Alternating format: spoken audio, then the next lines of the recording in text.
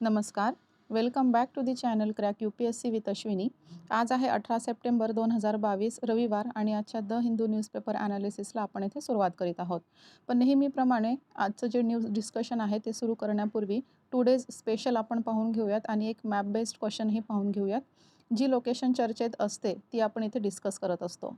काय करायचं आहे? जगाचा नकाशा ओपन करायचा आहे आणि त्यामध्ये एल सॅल्व्हाडोर शोधून काढायचं आहे आणि ते लोकेशन खाली कॉमेंट सेक्शनमध्ये मेन्शन करायचं आहे. तर ही जगातील पहिली अशी कंट्री बनलेली आहे जिने बिटकॉइन लीगल टेंडर इथे केलेलं आहे आणि सोबतच रिसेंटली WHOने म्हणजेच वर्ल्ड हेल्थ ऑर्गनायझेशनने याला मलेरिया फ्री देश म्हणून इथे घोषित केलं आहे. त्यामुळे ही जी प्लेस आहे ती सध्या चर्चेत आहे आणि हिचं लोकेशन माहिती असणे अति आवश्यक आहे. आजचा दिवस म्हणजेच 18 सप्टेंबरचा दिवस चिली इंडिपेंडन्स डे म्हणून साजरा केला जातो. हा जो ध्वज तुम्हाला दिसतोय, चिली देशाचा हा ध्वज आहे. वर्ल्ड मॅपमध्ये लोकेशन पाहायचं झाल्यास साऊथ अमेरिकेमध्ये जो पश्चिम किनारा आहे पॅसिफिक ओशन लगेच आपल्याला चिली देशाचा एक मोठा पट्टा पाहायला मिळेल. त्यानंतर आणखीन झूम केल्यास आपल्याला पाहता येईल की जे उत्तर भाग आहे चिलीचं जे वरचं टोक आहे तिथून ट्रॉपिक ऑफ कॅप्रिकॉन पास होताना आपल्याला दिसेल. डावीकडे साऊथ पॅसिफिक ओशन आहे तर उजवीकडे ही एक लँडलॉक्ड आपल्याला इथे जमीन जी आहे भूभाग आहे ते पाहायला मिळेल. आणखीन झूम केल्यास सॅन ही राजधानी आपल्याला चिलीची इथे पाहायला मिळेल. सोबतच अर्जेंटिना, बोलिव्हिया आणि वर जे येलोमध्ये दिसतंय ते पेरू. ह्या 3 देशांच्या सीमा ह्या चिली देशाला लागलेल्या आहेत आणि डावीकडे पॅसिफिक ओशन आपल्याला पाहायला मिळेल. ही आपण लोकेशन आताच पाहिली याच्यामध्ये जगाच्या नकाशामध्ये. त्यानंतर आजचा जो दिवस आहे ते इंटरनॅशनल रेड पांडा डे म्हणून सुद्धा इथे ऑब्झर्व केलं जातं. ह्या स्पीसीजबाबतची अवेअरनेस पसरवण्यासाठी त्याच्या प्रोटेक्शनसाठी प्रयत्न करण्यासाठी आजचा दिवस इथे ऑब्झर्व केला जातो. 2010 पासून रेड पांडा नेटवर्कद्वारे ह्या दिवसाची सुरुवात करण्यात आलेली आहे. अतिशय ॲडोरेबल आणि क्यूट असं हे क्रिएचर आहे जे ईस्टर्न हिमालय रेंजमध्ये आपल्याला जास्त प्रमाणात पाहायला मिळेल. चीन, नेपाळ आणि भूटान हा जो प्रदेश आहे जिथे हिमालय रेंज आपल्याला पाहायला मिळेल तिथे यांची संख्या जास्त प्रमाणात आहे. तर पोचिंग, हॅबिटॅट डिस्ट्रक्शन आणि ट्रॅफिकिंगमुळे यांची संख्या जी आहे ती अतिशय कमी झालेली आहे आणि IUCNने ही जी प्रजाती आहे याला सध्या एंडेंजर्ड कॅटेगरीमध्ये ठेवलेलं आहे. तर जे फर आहे फरसाठी सुद्धा याची तस्करी केली जाते. त्याचं जे फर असतं त्याच्यापासून क्लोदिंग आणि हॅट्स वगैरे बनवले जातात त्याच्यासाठी याची पोचिंग केली जाते. IUCNच्या व्यतिरिक्त WWF सुद्धा यांना वाचवण्यासाठी प्रयत्नशील आहे. त्यानंतर आपल्या भारतामध्ये अरुणाचल प्रदेश येथे रेड पांडाची संख्या आपल्याला पाहायला मिळेल. तर ते लोकेशन जे आहे ते सध्या चर्चेत होतं. अरुणाचल प्रदेशमधलं ज्या लोकेशनमध्ये रेड पांडा आपल्याला आढळतो ते लोकेशन मागे न्यूजमध्ये चर्चेत होतं आणि ते मी खूप चांगलं इथे एक्सप्लेन केलं सुद्धा होतं. संपूर्ण टॉपिक आपण पाहिला होता. तर ते कुठलं प्लेस आहे तुम्हाला सांगायचं आहे. अरुणाचल प्रदेशमधलं एक गाव आहे. ते कुठलं गाव आहे ते सांगायचं आहे आणि सोबतच आपल्याकडे एक जायंट पांडासुद्धा आढळतो. तर जायंट पांडा तुम्हाला इथे पाहायला मिळत असेल. हा वल्नरेबल कॅटेगरीमध्ये सध्या आहे. IUCNच्या रेड लिस्टमध्ये याला वल्नरेबलमध्ये ठेवण्यात आलेला आहे.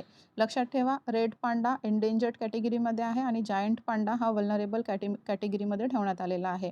म्हणजेच काय तर जो जायंट पांडा आहे त्याची संख्या आता तरी ॲम्पल अमाऊंटमध्ये आपल्याला ते पाहायला मिळेल.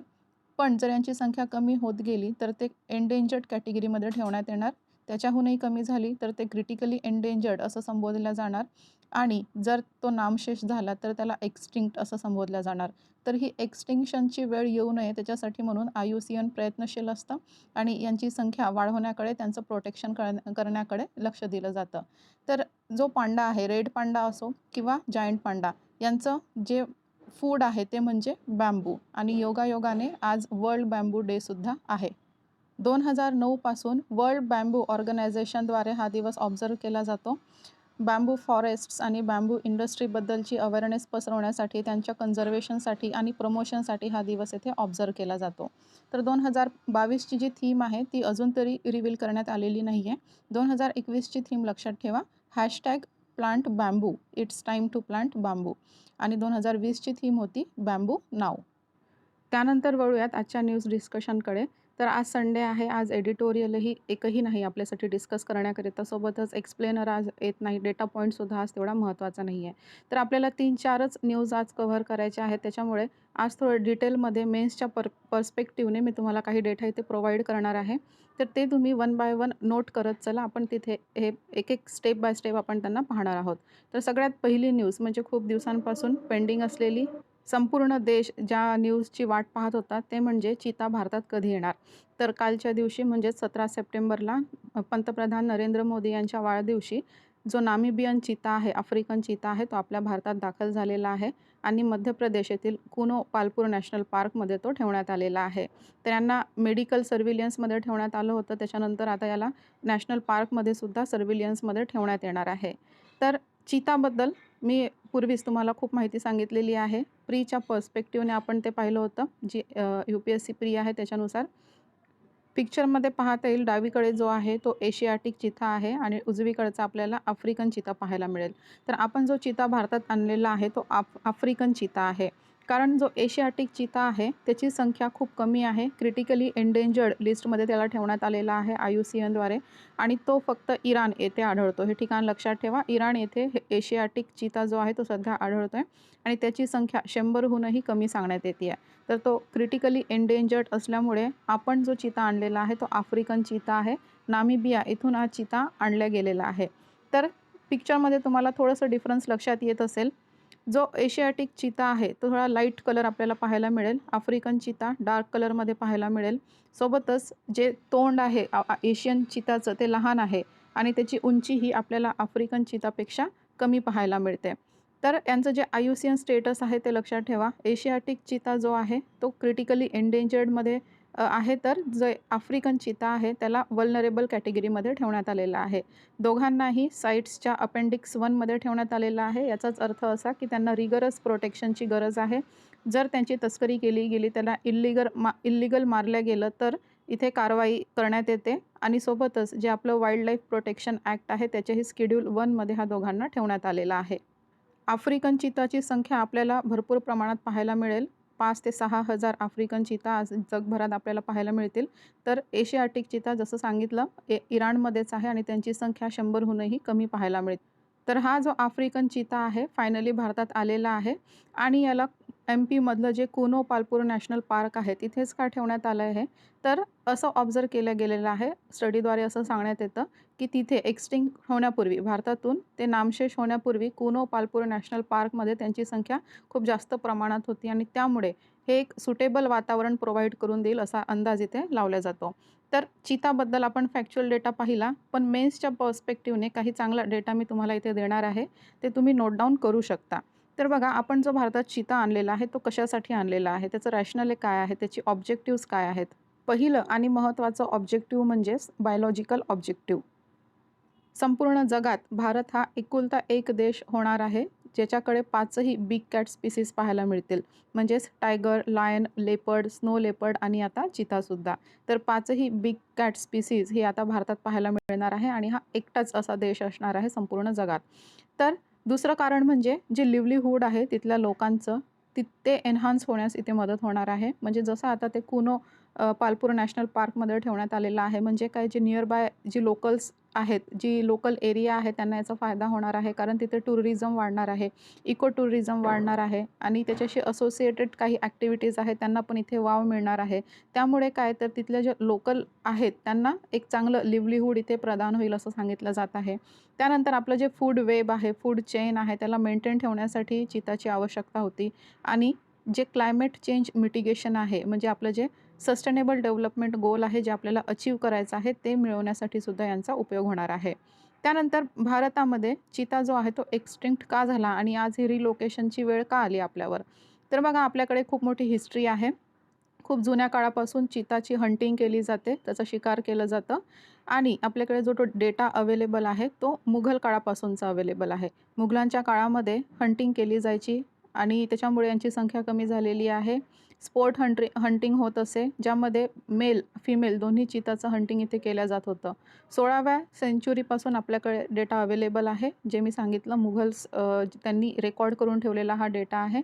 त्यानंतर भारतात ब्रिटिश आले आणि त्यातही बाउंटी किलिंग आपल्याला खूप जास्त प्रमाणात पाहायला मिळते आहे. जो ब्रिटिश कॉलोनियल इरा होता, रूल होता, त्यामध्ये खूप जास्त प्रमाणात शिकार झालेली आहे आणि तेव्हाच म्हणजे 1947 मध्ये शेवटचा चिता रेकॉर्ड केला गेला आणि 1952 मध्ये मग आपण त्याला एक्स्टिंक्ट असं घोषित केलं. म्हणजे 1947 मध्ये शेवटचा चिता सापडला होता. त्यानंतर आपल्या भारतात चिता सापडला नाही आणि म्हणूनच 1952 मध्ये आपण त्याला एक्स्टिंक्ट म्हणजे नामशेष असं घोषित केलं. तर मग हे जे ट्रान्सलोकेशन झालेलं आहे त्याच्यासाठी काही चॅलेंजेस पण असतील. एवढं सोपं तर नसेल ते. एका खंडातून दुसऱ्या खंडात चिता आणल्या गेलेला आहे म्हणजे त्याच्यासाठी किती फेवरेबल वातावरण इथे करण्यात आलेलं असेल. तर त्याची काही चॅलेंजेस पाहून घेऊयात. आणि हे जे ट्रान्सलोकेशन आहे इंटरकॉन्टिनेंटल आहे, म्हणजेच एका खंडातून दुसऱ्या खंडामध्ये आणलं गेलेलं आहे. आफ्रिकेमधून आशियामध्ये आलेला चिता आहे आणि जगातील हे एकमेव इंटरकॉन्टिनेंटल ट्रान्सलोकेशन आपल्याला पाहायला मिळेल. तर याचे चॅलेंजेस वन बाय वन पाहून घेऊयात. जे ट्रान्झिशन आहे एन्क्लोजर आता एन्क्लोज्ड राहतील ते म्हणजे काय, तर आफ्रिकेमध्ये खूप मोठा स्पेस त्यांना मिळत होता चिताला आणि आता ते एका एन्क्लोज्ड स्पेसमध्ये राहणार आहेत. तर हा एक चॅलेंज त्यांच्यासाठी असणार आहे. त्यानंतर बघा एक एक्झाम्पल इथे दिलेलं आहे. एक वाघीण होती सुंदरी नावाची. तर हिला काय करण्यात आलं, जे सातकोशिया ओडिशामधलं नॅशनल पार्क आहे तिथे आणण्यात आलं होतं. पण त्याच्यानंतर हे जे अटेम्प्ट आहे ते फेल झालं होतं आणि मग ही जी सुंदरी वाघीण आहे तिला भोपाळच्या झूमध्ये ठेवण्यात आलं होतं. म्हणजे ती काय, तिने ॲडॉप्ट नव्हतं केलं ते वातावरण. त्याप्रमाणेच इथे चिताच्या बाबतीत होऊ शकतं की ॲडॅप्टिबिलिटीसाठी त्यांना प्रॉब्लेम होऊ शकतो.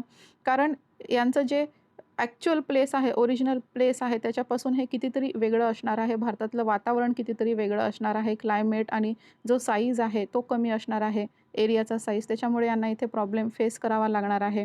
जी फिमेल चिता असतात, स्पेशली जी फिमेल चिता असतात ती लाँग डिस्टन्स कव्हर करत असतात. एक मोठा डिस्टन्स कव्हर करत असतात. त्याच्यामुळे यांना इथे प्रॉब्लेम जाऊ शकेल. जी मेल चिता असतात ती एका कन्फाइंड एरियापुरतं तिथे राहतात. पण जी फिमेल चिता असतात त्यांना एक मोठा वास्ट एरिया इथे लागत असतो. त्यानंतर आपल्याकडे काही प्रिडेटर्स आहेत. जसं मी सांगितलं वर, 5ही जी बिग कॅट आहेत आपल्याकडे आता पाहायला मिळणार आहेत चिता आल्याच्या नंतर. मग त्याच्यापूर्वी आपल्याकडे 4 बिग कॅट ऑलरेडी आहेत. म्हणजेच लायन, टायगर्स, लेपर्ड्स ही वगैरे आपल्याकडे आधीच आहेत. मग यांचं एक्झिस्टन्स इथे जरा संकटात टाकणारं आहे. म्हणजे काय, जी लेपर्ड्स असतात ती चितावर भक्षण करत असतात, त्यांचं भक्षण करत असतात. तर ह्या लेपर्डपासून चिताला वाचवावं लागेल. हे सुद्धा एक चॅलेंज आहे. त्यानंतर जे लोकं आहेत, गावकरी आहेत, जी विलेजेस आहेत, कुनो पालपूर नॅशनल पार्कच्या आजूबाजूला जी विलेजर्स आहेत त्यांचं रिहॅबिलिटेशन इथे महत्त्वाचं ठरणार आहे. कारण चिता त्यांच्यावर हमला करू शकतो आणि त्या लोकांचं, विलेजर्सचं रिलोकेशनसुद्धा इथे करावं लागणार आहे. हा एक इथे चॅलेंज आपला समजण्यात येतो. त्यानंतर हे जे रिइंट्रोडक्शन प्रोग्राम आहे ते आणखी कुठे कुठे करण्यात आलेलं आहे. भारतात आत्ताच आपण पाहिलं, एक वाघिणीचं पाहिलं, सुंदरी वाघीण. त्यानंतर आता चिता आलेले आहे त्यांचं पाहिलं. पण याच्या व्यतिरिक्त काही आहेत का प्रोजेक्ट्स? तर बघा 2018 मध्ये बिलासपूर रिवाइल्डिंग प्रोजेक्ट करण्यात आला होता. ज्यामध्ये 150 जे इंडियन अँटिलोप आहेत त्यांना इथे आणण्यात आलं होतं आणि ते कुठे ठेवण्यात आलं होतं, जे जोधपूर एरिया आहे तिथलं जे पार्क आहे तिथे हे ठेवण्यात आलं होतं. त्यानंतर इंडियन बायसन म्हणजे गवा, ज्याला आपण म्हणतो गौर, तर 19 गवा हे आणले होते आणि बांधवगड नॅशनल पार्क MP मध्ये जे आहे तिथे ठेवण्यात आलं होतं. म्हणजे ट्रान्सलोकेशन्स झालेली आहेत. पण इंटरकॉन्टिनेंटल एका खंडातून दुसऱ्या खंडामध्ये ट्रान्सलोकेशन होण्याची पहिलीच वेळ आहे. त्यानंतर अमेरिकन बायसनसुद्धा ट्रान्सलोकेट करण्यात आलं होतं. त्यानंतर जी ग्रे वूल्स आहेत ती पण ट्रान्सलोकेट करण्यात आली होती. आणि याचा काय वे फॉरवर्ड आपल्याला काढता येईल का? म्हणजे काही चॅलेंजेस आहेत ती आपण कशी फेस करणार आहोत आणि त्यांना आता आणलेलं आहेच, तर मग त्यांच्यासाठी काय केअर करायला पाहिजे त्याच्याबद्दल थोडंसं जाणून घेऊयात. तर यांचं मॉनिटरिंग करणं आवश्यक आहे. त्यानंतर यांचं ट्रॅकिंगसुद्धा असणं आवश्यक आहे. एक्सपर्ट्स तिथे असायला हवीत. अवेअरनेस कॅम्पेन आपल्याला चालवायला हवं. म्हणजेच काही जी लोकल पीपल्स आहेत, त्या एरियाच्या आजूबाजूला राहणारी, त्यांना थोडं सेन्सिटाईज करण्याची आवश्यकता आहे. त्यानंतर एक प्रायोरिटी लिस्ट आपल्याला तयार करावी लागेल की त्यांच्यासाठी आपल्याला काय काय करायचं आहे. त्याच्यासाठी एक प्रायोरिटी लिस्ट असणे आवश्यक आहे. म्हणजे त्यांना कुठल्या गोष्टीची गरज असणार आहे त्याची एक लिस्ट करणे आवश्यक आहे. त्यानंतर बघा, जे आपलं नॅशनल वाईल्डलाईफ ॲक्शन प्लॅन आहे तिथून चिताचं इंट्रोडक्शन जे आहे ते तिथे दिलेलं नाही आहे. त्याच्यामध्ये फक्त जे लायन्सचं इंट्रोडक्शन आहे त्याच्याबाबतचं दिलेलं आहे. पण चिता इंट्रोडक्शनबाबत काहीही दिलेलं नाही आहे नॅशनल वाईल्डलाईफ ॲक्शन प्लॅनमध्ये. जी वेळ आज चितावर आलेली आहे म्हणजे ट्रान्सलोकेट करण्याची, ती वेळ कुठल्याही प्रजातीवर येऊ नये त्यासाठी आपल्याला आपले जे इंडिजिनस स्पीसीज आहेत त्यांच्यावरही लक्ष देणे अतिशय गरजेचं आहे. त्यानंतर एक प्रॉपर रिहॅबिलिटेशन मेकॅनिझम राबवणे इथे आवश्यक ठरणार आहे. त्यांची सेफ्टी आणि चिताची जी सॅटिस्फॅक्शन आहे ते आपल्याला इथे कंप्लीट करावं लागेल. त्यानंतर बघा एक प्रश्न आणलेला आहे मी. हे प्रश्न तुम्हाला जे आता मी इन्फॉर्मेशन दिली आहे त्याच्यावर बेस्ड हा प्रश्न असणार आहे आणि हा प्रश्न विचारला जाणारच हे कन्सिडर करून चला आणि ही नोट्स प्रिपेअर करून ठेवा. तर ही नोट तुम्ही मलाही सबमिट करू शकता, मी सांगेल पुढे. पहिले आपण एक क्वेश्चन पाहून घेऊया. त्यात काय म्हणतं, discuss the causes of extinction of cheetahs in India. इंडियामध्ये जो चिता एक्सटिंक्ट झालेला आहे, विलुप्त झालेला आहे, त्याची कारणे लिहा आणि काय इकॉलॉजिकल चॅलेंजेस आहेत जी आपण रिइंट्रोडक्शन केलेलं आहे चिताचं, त्याच्यासाठी चॅलेंजेस काय काय आहेत ते तुम्हाला सविस्तर लिहायचं आहे.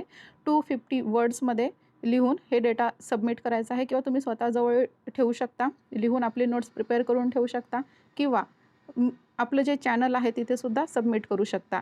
त्यासाठी काय करायचं आहे, टेलिग्राम ॲप ओपन करायचं आहे. त्यामध्ये सर्च बॉक्समध्ये क्रॅक UPSC विथ अश्विनी लिहायचं आहे. तुम्हाला हे चॅनल सापडेल, त्याला ओपन करायचं आहे आणि ह्या चॅनलवर तुमचं जे डिस्कशन असणार आहे, जे एसे असणार आहे ते सबमिट करायचं आहे.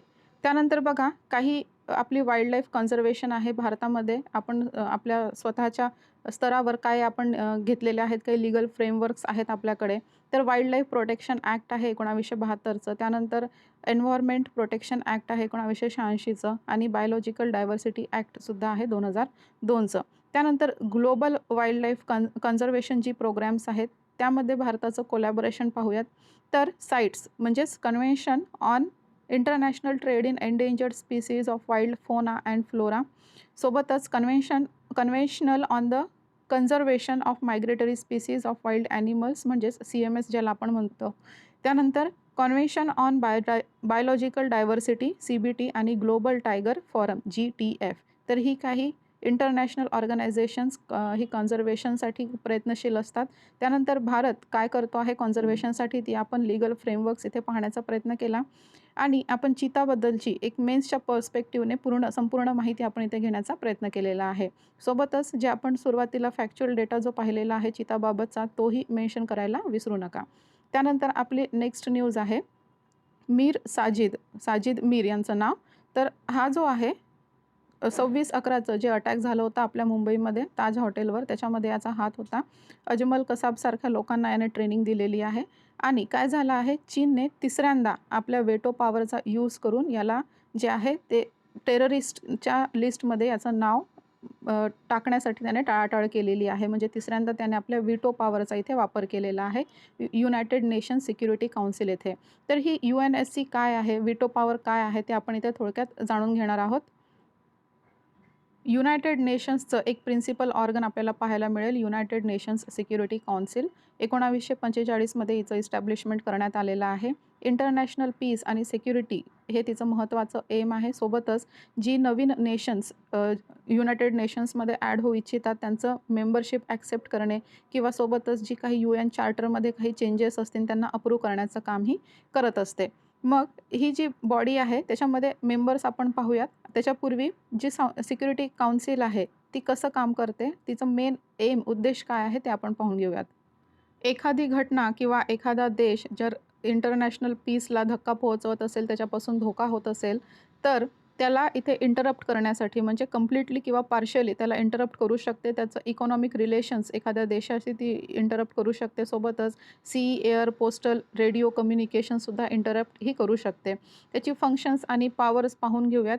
तर याची 5 आपल्याला जी पर्मनंट मेंबर कंट्रीज ती पाहायला मिळतील, ज्यामध्ये फ्रान्स, रशिया, UK आणि USचा समावेश पाहायला मिळेल आणि सोबत चायनाही इथे 5 परमनंट मेंबर्समध्ये इन्क्लूड आहे. आणि ही जी 5 परमनंट मेंबर्स असतात त्यांच्याकडे व्हीटो पॉवर असतात. म्हणजे एखाद्या देशाने नकार दिला तरीही एखादी जी कंडिशन असेल ती अप्लाय होणार नाही. तर याचाच फायदा चीनने घेऊन जे साजिद मीर आहे त्याला इथे टेररिस्ट घोषित करण्यापासून याला आळा घातलेला आहे. तर जे 5 परमनंट मेंबर कंट्रीज आहेत ती आपण पाहिली, चीन, फ्रान्स, रशिया, युनायटेड किंगडम आणि युनायटेड स्टेट्स. तर 10 परमनंट मेंबर्समध्ये भारताचा आपल्याला पाहायला मिळेल क्रमांक. सोबतच Estonia, Ireland, Kenya, Mexico, Niger, Norway, Saint Vincent आणि ग्रॅनेडिन्स सोबतच ट्युनिशिया आणि व्हिएतनामचा समावेश आपल्याला पाहायला मिळेल. तर ही जी नॉन परमनंट मेंबर्स आहेत 10, ती 2 वर्षांसाठी निवडून आलेली असतात. युनायटेड नेशन्स जनरल असेंब्लीद्वारे ती 2 वर्षांसाठी निवडून आलेली असतात आणि ह्या 10 मेंबर कंट्रीजपैकी 5 जी कंट्रीज असतात ती दरवर्षी रिप्लेस होत असतात. तर बघा संपूर्ण जगाला इथे भागीदारी मिळालेली आहे. म्हणजेच काय, तर आफ्रिकन ग्रुपमधून 3 मेंबर्स आपल्याला पाहायला मिळतील, 3 देश. त्यानंतर एशिया पॅसिफिक ग्रुपमधून 2 देश. त्यानंतर लॅटिन अमेरिका आणि कॅरिबियन ग्रुपमधून प्रत्येकी 2 देश आपल्याला पाहायला मिळतील आणि एक वेस्टर्न युरोप जे ग्रुप आहे त्यातून 2 मेंबर्स आणि ईस्टर्न युरोप ग्रुप त्यातून 1 मेंबर आपल्याला कंट्री इथे पाहायला मिळेल.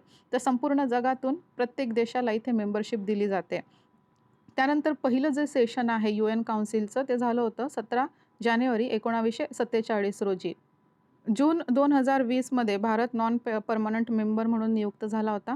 193 पैकी 184 वोट आपल्याला मिळाले होते आणि 2021-22 ह्या 2 वर्षांसाठी आपण नॉन परमनंट मेंबर राहणार आहोत UNSCचे.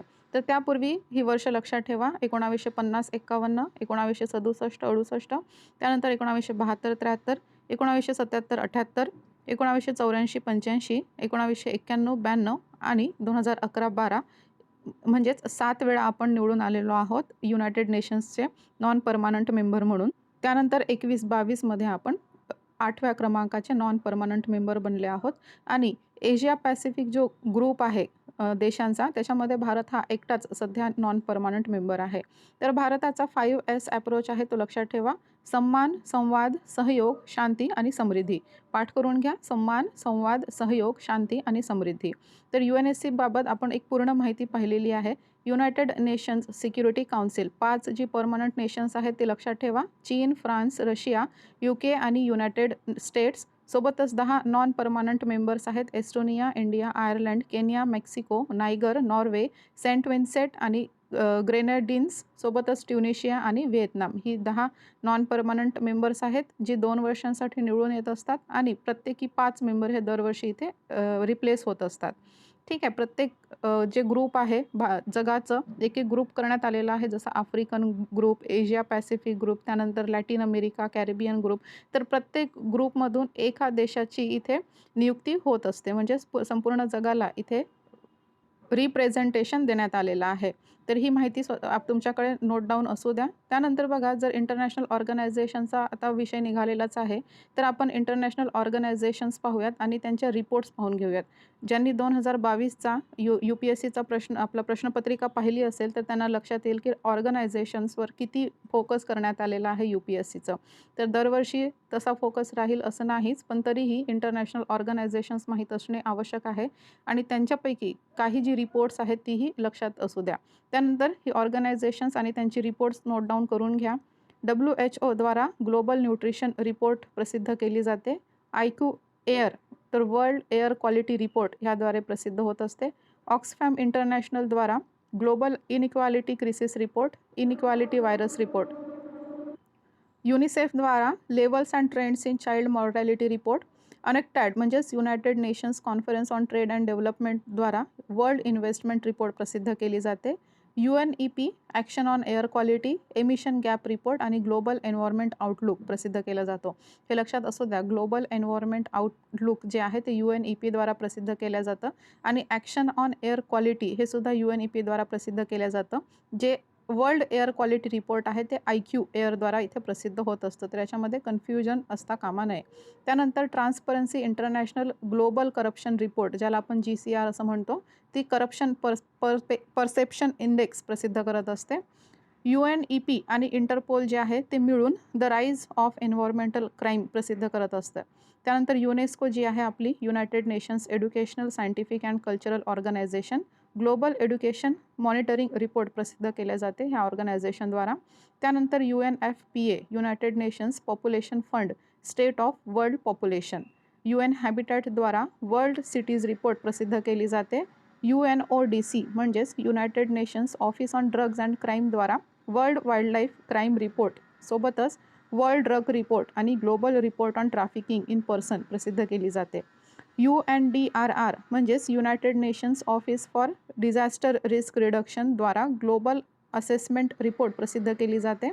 त्यानंतर युनायटेड नेशन्स इंडस्ट्रियल डेव्हलपमेंट ऑर्गनायझेशनद्वारा इंडस्ट्रियल डेव्हलपमेंट रिपोर्ट, युनिसेफद्वारा the state of the world's children report, सोबतच रिपोर्ट ऑन रेग्युलर रिसोर्सेससुद्धा प्रसिद्ध केली जाते. UNHCR म्हणजेच United nations high commissioner for रेफ्युजीद्वारा द ग्लोबल रिपोर्ट प्रसिद्ध केली जाते. UNICRIद्वारा reports on counterfeiting and organised crimes he report प्रसिद्ध केली जाते. वर्ल्ड इकॉनॉमिक फोरम द्वारा ही जी रिपोर्ट्स प्रसिद्ध केली जातात ती अगदी तोंडपाठ करून ठेवा. पहिली आहे global competitiveness report, global gender gap report, travel and tourism competitiveness report, global information technology report, international energy agency world energy outlook international energy agency ही रिपोर्टसुद्धा इथे प्रसिद्ध केली जाते. त्यानंतर वर्ल्ड एनर्जी आउटलुक आहे त्यांच्याद्वारा ही international energy agency south east Asia energy outlook. त्यानंतर ओपेक म्हणजेच organisation of the petroleum exporting कंट्रीजद्वारा जी काही ऑइल रिलेटेड रिपोर्ट्स असतील ती ओपेकद्वारा प्रसिद्ध केली जातील, ज्यामध्ये OPEC monthly oil market report आणि वर्ल्ड ऑइल आउटलुक आपल्याला पाहता येईल. सस्टेनेबल डेव्हलपमेंट सोल्युशन्स नेटवर्क SDSNद्वारा वर्ल्ड हॅपीनेस रिपोर्ट प्रसिद्ध केली जाते. IAEA म्हणजेच इंटरनॅशनल ॲटॉमिक एनर्जी एजन्सीद्वारा टेक्निकल कॉपरेशन रिपोर्ट आणि न्यूक्लिअर टेक्नॉलॉजी रिव्ह्यू इथे प्रसिद्ध केला जातो. त्यानंतर इंटरनॅशनल मॉनिटरी फंडद्वारा ग्लोबल फिनान्शियल स्टॅबिलिटी रिपोर्ट तसंच वर्ल्ड इकॉनॉमिक आउटलुक इथे दिलं जातं, ही रिपोर्ट प्रसिद्ध केली जाते. एशियन डेव्हलपमेंट बँकद्वारा ADB एशियन डेव्हलपमेंट आउटलुक. त्यानंतर BIS म्हणजेच bank for international settlements global financial system report, FATF financial action task force global money laundering report. त्यानंतर WWF म्हणजेच वर्ल्ड वाईल्डलाईफ फंड त्याच्याद्वारा द एनर्जी रिपोर्ट आणि living planet report प्रसिद्ध केली जाते. WIPO म्हणजेच वर्ल्ड इंटेलेक्च्युअल प्रॉपर्टी ऑर्गनायझेशनद्वारा world intellectual property report प्रसिद्ध केली जाते. फॉर्च्यून जे आहे त्याच्याद्वारा change the world list data इथे प्रसिद्ध केला जातो. IBRD जी आहे world bank तिच्याद्वारा ease of doing business आणि वर्ल्ड डेव्हलपमेंट रिपोर्ट इथे दिला जातो. ICAO इंटरनॅशनल सिव्हिल एव्हिएशन ऑर्गनायझेशनद्वारा सेफ्टी रिपोर्ट दिला जातो. US based international food policy research institute IFPRI concern world wide and wealth hunger हेल्थद्वारा ग्लोबल हंगर इंडेक्स रिपोर्ट प्रसिद्ध केला जातो. त्यानंतर महत्त्वाचं आहे ते इंटरनॅशनल लेबर ऑर्गनायझेशन, याची ही 3-4 रिपोर्ट्स आहेत ती लक्षात घ्या. World social protection report, global wage report, world employment and social outlook, world of work report. त्यानंतर UNDPद्वारा ह्युमन डेव्हलपमेंट इंडेक्स, सोबतच IFAD म्हणजेच इंटरनॅशनल फंड फॉर ॲग्रिकल्चरद्वारा रुरल डेव्हलपमेंट रिपोर्ट प्रसिद्ध केला जातो. युनिव्हर्सल पोस्टल युनियनद्वारा पोस्टल डेव्हलपमेंट रिपोर्ट. त्यानंतर FAO म्हणजेच फूड अँड ॲग्रिकल्चर ऑर्गनायझेशनद्वारा state of the world report आणि WMO म्हणजेच वर्ल्ड मेट्रोलॉजिकल ऑर्गनायझेशनद्वारा स्टेट ऑफ वर्ल्ड क्लायमेट ही रिपोर्ट इथे प्रसिद्ध केले जाते. तर इतक्या साऱ्या रिपोर्ट्स लक्षात असणं अवघड असणार आहे, पण तरीही तुमच्याकडे नोट डाऊन करून ठेवा आणि याला सतत वाचत राहा, म्हणजे वाचता वाचता ती तुमच्या बॅक ऑफ द माइंडमध्ये कुठेतरी स्टोअर राहतील. तर ही रिपोर्ट्स महत्त्वाची आहेत आणि सोबतच त्यांची हेडक्वार्टर्ससुद्धा तुम्हाला माहिती असू द्यात. त्यानंतर नेक्स्ट आपल्या न्यूजकडे वळूयात. INS विक्रांत जे आहे त्याच्यावर एक मिसाईल सिस्टीम इन्स्टॉल करण्यात येणार आहे कोचीन शिपयार्डद्वारा. तर INS विक्रांतबद्दल आपण खूप माहिती पाहिलेली आहे, तरी परत एकदा आपण याला रिवाईज करून घेऊयात. तर जे INS विक्रांत आहे ती एक एअरक्राफ्ट कॅरियर आहे. एअरक्राफ्ट कॅरियर म्हणजेच काय, त्याच्या नावातनंच आपल्याला कळेल, कॅरियर म्हणजेच एअरक्राफ्ट कॅरी करणारी शिप. तर ही INS विक्रांत आपली पहिलीच इंडिजिनसली मेड अशी एअरक्राफ्ट कॅरियर असणार आहे. तर आजपर्यंत जगातल्या कुठल्याही देशाने, म्हणजे जे डेव्हलपिंग नेशन्स आहेत, कुठल्याही डेव्हलपिंग कंट्रीने स्वतःची आजपर्यंत इंडिजिनस एअरक्राफ्ट कॅरियर तयार केलेली नाही. भारत हा पहिली जी आहे डेव्हलपिंग कंट्री बनलेली आहे जिने स्वतःची इंडिजिनस एअरक्राफ्ट कॅरियर तयार केली आहे. तर 2009मध्येच हिची पायाभरणी करण्यात आली. त्यानंतर 2013मध्ये ही पहिल्यांदा पाण्यामध्ये लॉन्च करण्यात आली. 2020पर्यंत काही बेसिन ट्रायल्स कंप्लीट करण्यात आले. त्यानंतर जुलै 2022मध्ये हिची 5 फेजमध्ये ट्रायल्स कंप्लीट करण्यात आल्या, समुद्रातील जी ट्रायल्स आहेत ती. त्यानंतर जुलै 2022मध्ये ही नेव्हीला देण्यात आली, सुपूर्द करण्यात आली आणि 2022मध्येच सप्टेंबर महिन्यामध्ये ती INS विक्रांत म्हणून कमिशन करण्यात आली. याची जी लेंथ आहे ती पाहायची झाल्यास 2 फुटबॉलचे ग्राउंड एकत्रित केल्याच्या नंतर जेवढं साईज होईल त्याच्यापेक्षा जास्त साईजेस आपल्याला पाहायला मिळतो. म्हणजेच 262.5 मीटर एवढा याचा साईज आहे, लेंथ आपल्याला पाहायला मिळेल.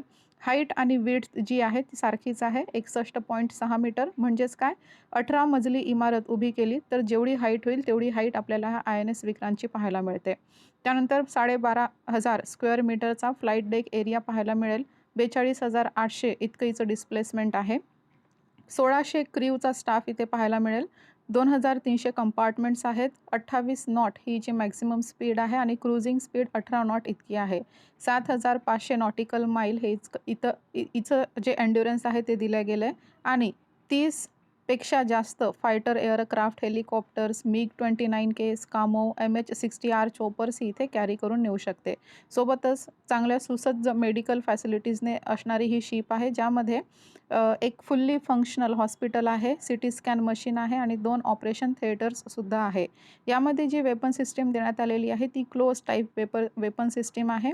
Medium range surface to air मिसाईलसुद्धा यात इन्स्टॉल करण्यात आलेला आहे. याची जी लागत आहे 20,000 कोटी इतकी सांगण्यात येते आहे आणि एखाद्याने चालून जर एरिया क्रॉस करायचं ठरवल्यास त्याला 12 किलोमीटर इतका एरिया क्रॉस करावा लागणार आहे. इतकी शिप ही ह्यूज आहे आणि भारताने पहिलीच ही इंडिजिनस एअरक्राफ्ट कॅरियर आहे ती तयार केलेली आहे. त्यानंतर बघा, एक परत फॅक्च्युअल डेटा लक्षात ठेवा. छत्रपती शिवाजी महाराज यांची जेव्हा जयंती होती त्या दिवशी इथेच ही जी INS विक्रांत आहे याच्यावर नेव्हीचा जो नवीन ध्वज आहे तो फडकवण्यात आला होता पंतप्रधान नरेंद्र मोदी यांच्या हस्ते. तर नवीन ध्वज आहे त्याच्यामध्ये काही चेंजेस करण्यात आले होते, ते आपण सविस्तर पाहिलं होतं. तर पहिला ध्वज आहे नेव्हीचा नवीन ध्वज, तो INS विक्रांतवरच इथे फडकवण्यात आला होता. आजची जी न्यूज आहेत, एक्झाम पर्स्पेक्टिव्ह न्यूज, आज इथेच विराम देऊयात, कारण सायन्स अँड टेक्नॉलॉजीवरही आज काहीच आलेलं नाही आहे. सोबत एक्सप्लेनर आज नसतोच रविवारी आणि एडिटोरियलही आपल्याकडे आज डिस्कस करण्यासारखं काही नाही आहे. त्याच्यामुळे आपल्याकडे आता जी एक्झाम पर्स्पेक्टिव्ह एखादा आर्टिकल असेल तर तसंही आता आपल्याकडे नाही आहे. त्याच्यामुळे इथे आज विराम देऊयात आणि उद्या परत भेटूयात नवीन डिस्कशनसह. तोपर्यंत थँक्यू सो मच.